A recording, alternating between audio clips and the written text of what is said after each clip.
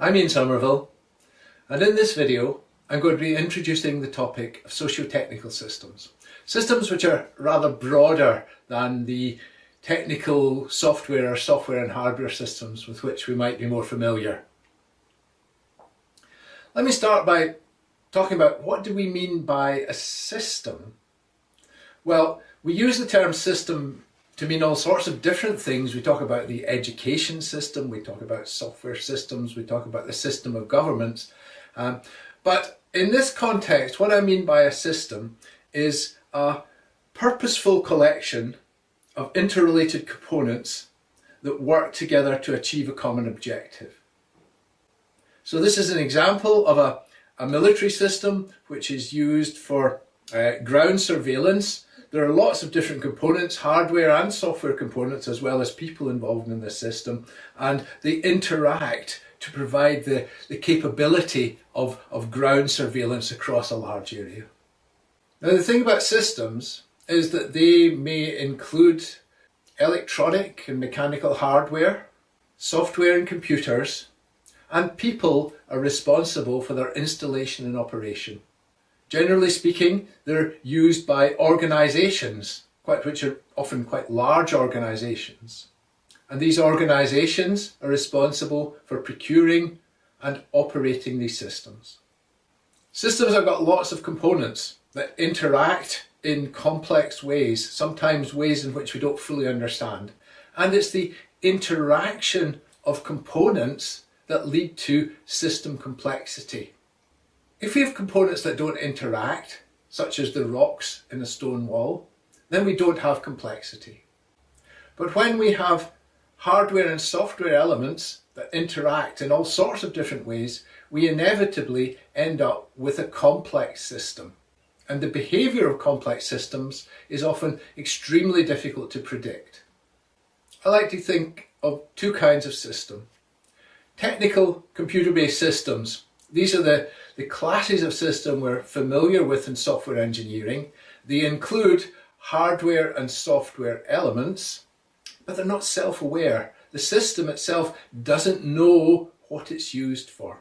So if I'm writing a book, a word processing system is a computer-based system that's used in the book writing, but it doesn't know itself that that's what it's being used for.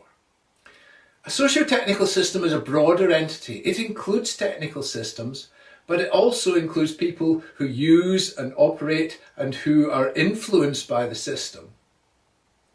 These people are aware of what's going on. So again, if we come back to the book writing example, a publishing system that's used to publish a book is not a technical system, it's a socio-technical system. It's all sorts of people working together with technical systems to create the book, and it's self-aware. That is, socio-technical systems know about themselves and know about their own existence. Another example of a socio-technical system would be a weather forecasting system. Within that, there might be a technical system such as an automated weather recording system, but there are all sorts of other activities going on to create the broader socio-technical system. I think it's helpful to look at the different levels in a socio-technical system, and we talk then about the socio-technical system stack. And you can see from this diagram where software engineering as an activity falls within this stack compared to system engineering. And you see system engineering is a broader activity. I'm going to look at each of the levels of this stack in turn. At the bottom level, we have a set of hardware devices, some of which may be computers, some of which may be other kinds of device, almost all of which will now contain some kind of embedded system. Above that, we have an operating system, and the operating system is used to provide a set of common facilities to higher levels in the socio-technical stack. We have communications and data management. This layer is a set of middleware systems that allows the different components of the systems to interact and to exchange information. And above that, we have a whole range of application systems which are used to do all sorts of things, which support the activities of a business or a larger operation. These technical systems, these technical application systems, are embedded in business processes, activities where people are involved and that are geared to support the way the business works. It's not that we don't need to think of it as a business. It could be a government body, it could be a defence department, it could be an army, or anything like that. But it's when you have an organisation, it has a set of processes which govern how it works. The organisation itself has a set of strategic high-level activities which are geared to support the business goals and which make use of the socio-technical systems within that organisation. And the business goals could be something like make profit for shareholders if it was a commercial business, educate students if it was a school or university, or to win a war if it was a government fighting an enemy.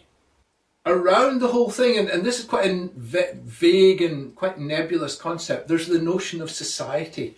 Society establishes the laws, the rules and regulations in which we actually conduct our lives, in which businesses actually work.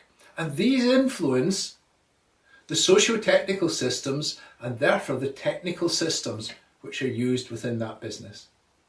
Now the thing about the socio-technical system stack is that the layers are not isolated. We can't easily design APIs, if you like, which allow them to communicate. But they're actually quite closely intertwined. There are dependencies and interactions between the layers, and when we make a change in one layer, it ripples through the system. For example, if there's a change in regulations from society, say in the way banks operate, which is a current change that's actually going through many Western societies, that affects all sorts of things. It means that accounting systems have to be changed, which means that accounting system software has to be changed. We therefore need to think holistically about system design. We shouldn't confine our thinking to the technical systems, but think carefully how these interact with the broader socio-technical system, and sometimes try and address problems in that broader socio-technical domain rather than confine them to the technical domain. When we're thinking about system dependability and critical systems, we need to take a socio-technical perspective. Technical systems will always fail at some point. We know that for sure. We cannot build failure-free systems. What we need to be able to do is to use the higher levels in the socio-technical system stack to trap these failures and ensure these failures don't have serious adverse consequences for a business, for an organisation and society. We use the affordances of people in the socio-technical system to help us recover from failure. And that's a topic which I'll return to in another video. In summary then, a system is a purposeful collection of interrelated components that work together to achieve a common objective.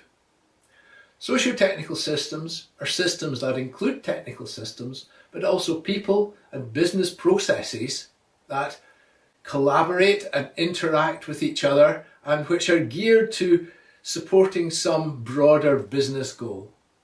To achieve dependability, we need to contain failures within technical systems, and we have to avoid them spreading out into the broader socio-technical system, because that is where the adverse societal effects occur. You can download the slides that accompany this video from my SlideShare account.